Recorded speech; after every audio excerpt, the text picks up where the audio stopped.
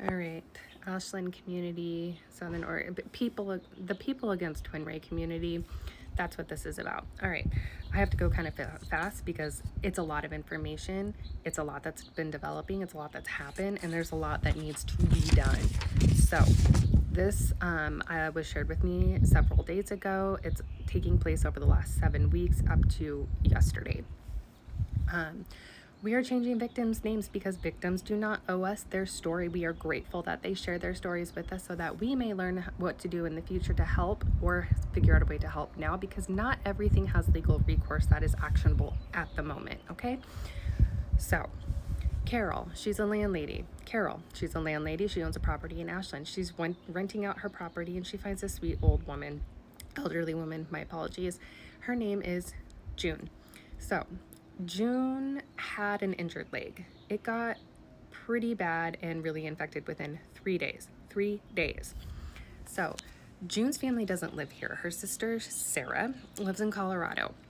Carol, being the wonderful, good human being that she is, decides to take June to the hospital. She takes her to Ashland Hospital. Things get really bad. She goes to Linda Vista and then is transferred to Rogue Regional. Now, over the next couple of weeks, Sarah does come out from Colorado, and Carol helps her pack up all of June's personal belongings. When they're packing them up, she notices a lot of TwinRay products. She doesn't really know anything about TwinRay because she's not from Ashland. Don't hate on her. She doesn't know anything about them, sees them, doesn't really think much of it, just like, wow, that's a lot of stuff. And then they're packing up everything, and there's a ton of valuables, a ton of them. So Sarah, while she's also in town, becomes power of attorney. Everything gets boxed up and taken to a very secure storage location, and only Sarah has the way to get in and out of the storage location, just to make that clear.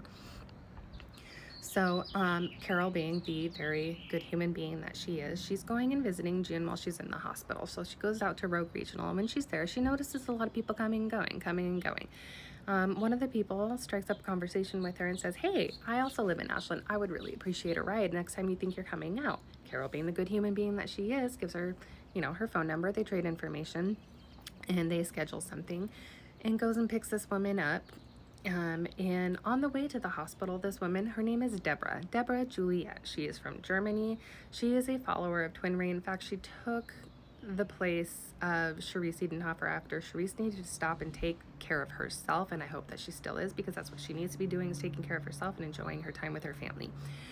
So Deborah Juliet, she is from Germany. She is here. She's kind of like what you would call like an assistant to Mia and Harley. And so on the ride, she's talking about how, June has been saying it's her last dying wish to have her power of attorney changed to somebody else. And Carol's like, that's interesting. Well, her sister is her power of attorney, Sarah. She lives in Colorado. She wants what's best for her sister, June. So just have the medical team call her and she'll approve whatever it is that June wants. She just wants her to be good. And Deborah kind of pushes the conversation a little bit more, and she's like, well, no, she really wants it to be DJ Jew. And Carol's like, that's strange. I don't know why. I mean, it doesn't sound like she knows this person very well, and it makes sense that her sister would be her power of attorney, obviously.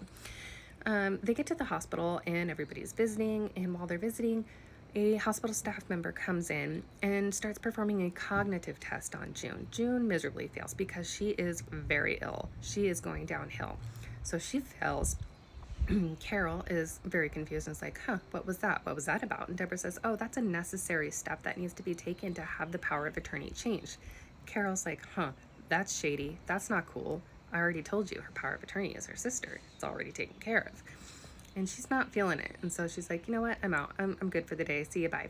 She gets a phone call later from none other than DJ Jew. DJ is also a follower of TwinRay. He's also their videographer and photographer and all of the things.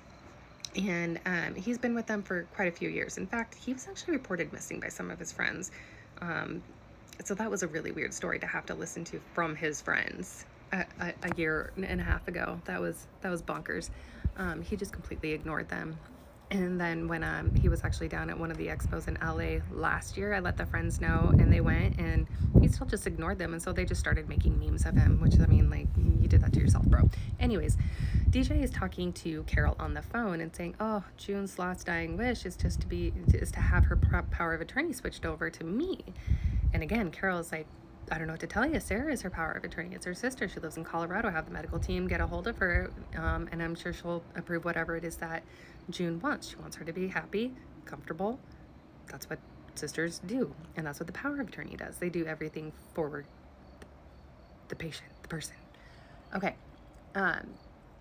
Also, during all of this, it comes to light that DJ and Deborah, at least, are receiving training from Celia's house, the hospice house in Holmes Park.